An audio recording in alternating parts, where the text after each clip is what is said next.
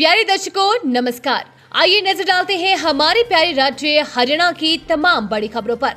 Video शुरू करने से पहले कमेंट बॉक्स में जय हिंद लिखकर हमें सपोर्ट करें। तो चलिए शुरू करते हैं। अमेरिका से समझौता करेंगे, मोदी सरकार ने भारत के किसानों व खेत खलिहानों के हितों को दिए बलि, रणदीप सुरजेवाला। भारत द्वारा रूस से कच्चा तेल न खरीदने का वादा करने बारे शर्त दोहराई। अब 14 फरवरी को म्यूनिक सिक्योरिटी कॉन्फ्रेंस में अमेरिका के विदेश मंत्री मार्को रूबियो ने अंतर्राष्ट्रीय पटल पर कहा था कि भारत ने रूस से कच्चा तेल न खरीदने का सशर्त वादा अमेरिका से किया है। अमेरिका पहले ही मई 2024 में पाबंदी लगा चुका है। भारत ईरान से भी कच्चा तेल नहीं खरीद सकता, जिसे मोदी सरकार ने स्वीकार कर लिया है। ज्ञात रहे कि ईरान भारत को भारतीय रुपए में कच्चा तेल बेचता था। भारत दुनिया में कच्चे तेल का तीसरा सबसे बड़ा आयातक है, जो हमारी ऊर्जा सुरक्षा का हिस्सा है। भारत 40% कच्चा तेल रूस से व 11% कच्चा तेल ईरान से आयात करता आया है, यानी अपनी कुल जरूरत का लगभग 51%। फरवरी 2022 से जनवरी 2026 के बीच भारत ने रूस से 168 बिलियन अमेरिकी डॉलर का कच्चा तेल आयात किया।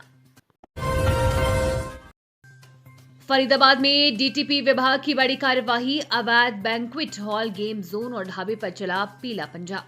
फरीदाबाद में जिला टाउन प्लानर विभाग ने ग्रेटर फरीदाबाद में बड़ी तोड़फोड़ की कार्रवाई को अंजाम दिया। ये कार्रवाई सेक्टर 89 स्थित वर्ल्ड स्ट्रीट के पास की गई है, जहां कृषि भूमि पर अवैध रूप से कमर्शियल निर्माण किया जा रहा था। विभाग की टीम पुलिस बल के साथ मौके पर पहुंची और 2 अवैध बैंक्वेट हॉल, 1 गेम जोन और 1 ढाबे को तोड़ दिया।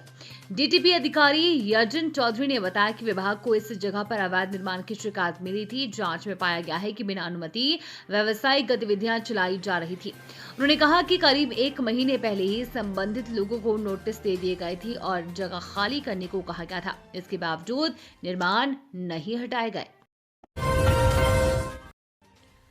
भाजपा सरकार की खराब नीतियों के खिलाफ एकजुट होकर युवा भरेंगे हुंकार, दिग्विजय चौटाला। 13 मार्च को जननायक जनता पार्टी के राष्ट्रीय अध्यक्ष डॉक्टर अजय सिंह चौटाला के जन्मदिन पर हांसी जिले में होने वाली प्रदेश स्तरीय सर्व हरियाणा जन चेतना दिवस कार्यक्रम की तैयारियां जेजेपी ने शुरू कर दी है। इस सिलसिले में जेजेपी के युवा प्रदेश अध्यक्ष दिग्विजय सिंह चौटाला ने हरियाणा में दौरे शुरू कर दिए हैं। सोमवार को दिग्विजय चौटाला हिसार, हांसी और दादरी जिले में पार्टी कार्यकर्ताओं के बीच पहुंचे और उन्होंने कहा कि देश और प्रदेश की बीजेपी सरकार ने लोकतंत्र का गला घोंटकर किसान, कमेरी और युवा वर्ग की आवाज दबाने का काम किया है। उन्होंने कहा कि हांसी में होने वाले जेजेपी के कार्यक्रम में भारी संख्या में पहुंचने वाले युवा एकजुट होकर मौजूदा खराब हालातों को देखते हुए भाजपा सरकार के खिलाफ हुंकार भरेंगे। इस दौरान दिग्विजय ने आवश्यक दिशा निर्देश देते हुए पार्टी पदाधिकारियों और कार्यकर्ताओं की ड्यूटी भी लगाई।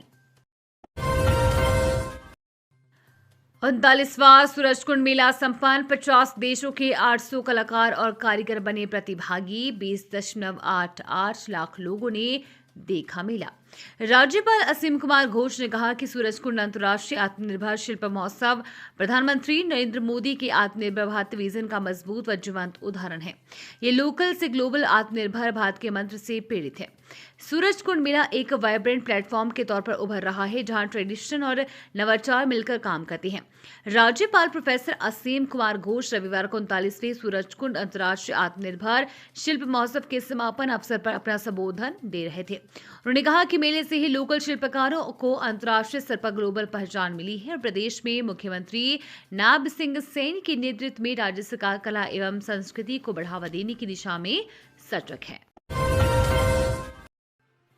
सड़क के बाद अब रेलवे में भी मॉडल प्रदेश बनने की ओर अग्रसर है हरियाणा। महत्वपूर्ण रेल परियोजनाओं पर जारी है काम। 44,212 वर्ग किलोमीटर में फैली हरियाणा में तेजी से रेलवे नेटवर्क का विस्तार हो रहा है, विशेषकर मेट्रो का। खास बात यह है कि चंडीगढ़ से मोहाली व पंचकुला में मेट्रो रेल लाइन बिछाई जानी है। कुल 37.5 किलोमीटर में से 6 किलोमीटर लाइन हरियाणा में बिछाई जाएगी।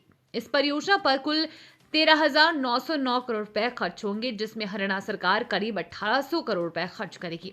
अभी एक दिन पहले ही अंबाला से दिल्ली रेलवे लाइन को मंजूरी दी गई है।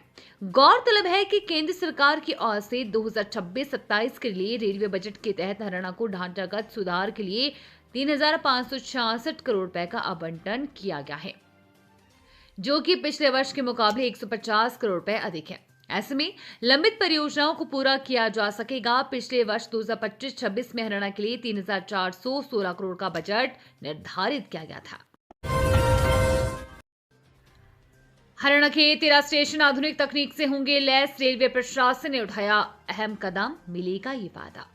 सहारनपुर से चंडीगढ़ की ओर जाने वाले रेलखंड को अब आधुनिक तकनीक से लैस किया जाएगा। रेल नेटवर्क को अधिक सुरक्षित और तेज बनाने के उद्देश्य से रेलवे ने ये कदम उठाया है। इसी के तहत उत्तर रेलवे के अंबाला मंडल के हाई डेंसिटी नेटवर्क और हाली यूटिलाइज्ड नेटवर्क मार्ग पर स्थित 13 महत्वपूर्ण स्टेशनों को इस परियोजना के लिए चिन्हित किया गया है। इन स्टेशनों पर पारंपरिक सिग्नलिंग व्यवस्था को पूरी तरह डिजिटल प्रणाली में बदला जाएगा। बता दें कि इस परियोजना के लिए 129.17 करोड़ रुपए की राशि स्वीकृत की गई है। भारतीय सेना में अग्निवीर भर्ती के लिए शुरू हुआ पंजीकरण, जाने कब तक कर सकेंगे आवेदन। भारतीय सेना में अग्निवीर स्कीम के तहत वर्ष 2027 के लिए ऑनलाइन पंजीकरण की प्रक्रिया आरंभ हो चुकी है।